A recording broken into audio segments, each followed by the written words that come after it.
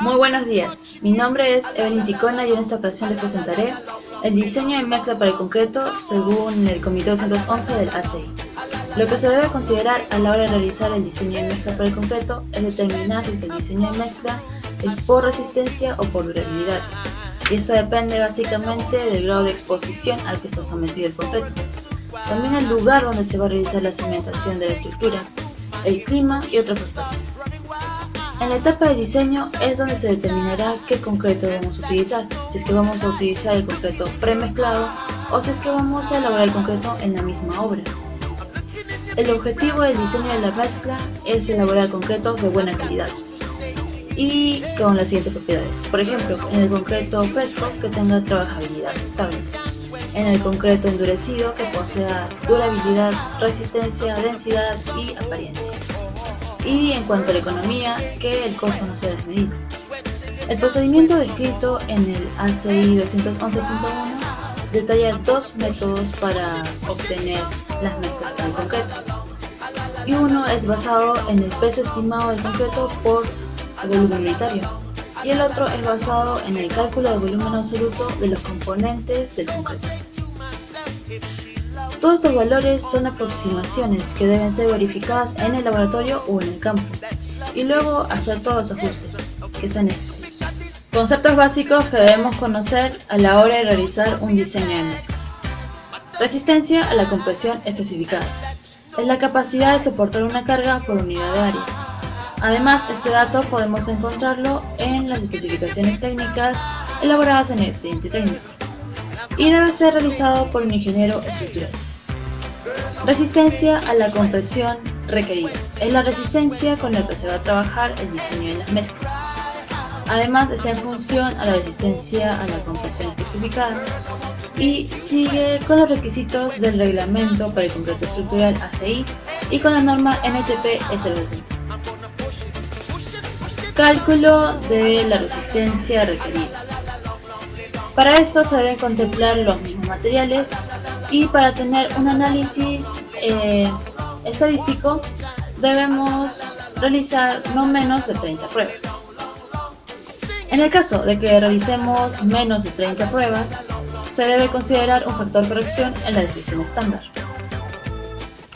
Otra cosa más que se requiere es obtener concretos con resistencia a la compresión especificada de más o menos 7 megapascales. Procedimiento del diseño de la mezcla para el concreto según el ACI 211.1. 1. Elección del asentamiento o revenimiento. Esto es según el tipo de construcción. Por ejemplo, para muros de cimentación y zapatas reforzadas, el asentamiento máximo disponible es de 7.5 centímetros y el mínimo de 2.5 centímetros. Esto es lo mismo para los muros de subestructuras y para las zapatas sin refuerzo. También para las losas y pavimentos y los concretos masivos. Para el caso de las vigas y los muros reforzados y para el caso de las columnas de los edificios, el asentamiento máximo aceptado es de 10 centímetros y el asentamiento mínimo de 2.5 centímetros. 2. Elección del tamaño máximo del agregado. Por regla general, el tamaño máximo del agregado debe ser el mayor disponible económicamente y debe guardar relación con las dimensiones de la estructura. También el tamaño máximo del agregado no debe exceder un quinto de la menor dimensión entre los costados de los moldes, un tercio del espesor de la losa y 3/4 de la mínima separación entre las varillas de refuerzo. 3. Cálculo del agua de mezclado y contenido de aire. Para calcular el porcentaje del aire atrapado debe estar en función del tipo de concreto, si es sin aire incluido o con aire incluido. También debe estar en función del asentamiento. Y por último debe estar en función del tamaño máximo nominal de los agregados. 4. Selección de la relación del agua-cemento. Esta está en función de la razón del peso del agua sobre el peso del cemento. Además, hay que tener en cuenta que si la relación agua-cemento aumenta, entonces la resistencia del concreto disminuye. 5. Cálculo del contenido de cemento. Para obtener una durabilidad y resistencia en el concreto, entonces el diseño de la mezcla debe estar relacionada con el aumento del cemento. 6. Estimación del contenido del agregado grueso. Para un grado adecuado de trabajabilidad, el volumen del agregado grueso por la unidad de volumen del concreto depende solamente de su tamaño máximo y del módulo de finura del agregado fino, como se puede observar en la siguiente tabla. Además, para los concretos menos trabajables que se utilizan más en los pavimentos de concreto, se pueden implementar hasta un 10%. 7. Estimación del contenido de agregado fino.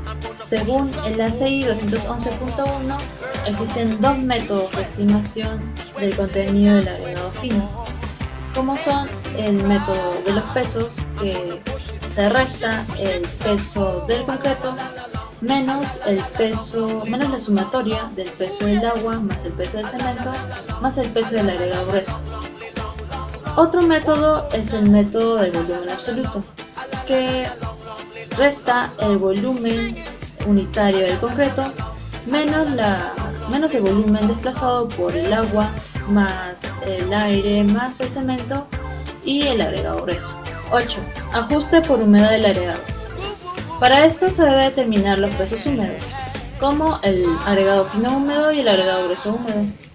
Además, se debe determinar la cantidad de agua que se debe añadir. 9. Ajustes en las mezclas de prueba. Los cálculos obtenidos teóricamente deben ser verificados en pequeños volúmenes de concreto, y estas verificaciones deben ser en contenido de aire, en peso unitario, en asentamiento, resistencia y durabilidad.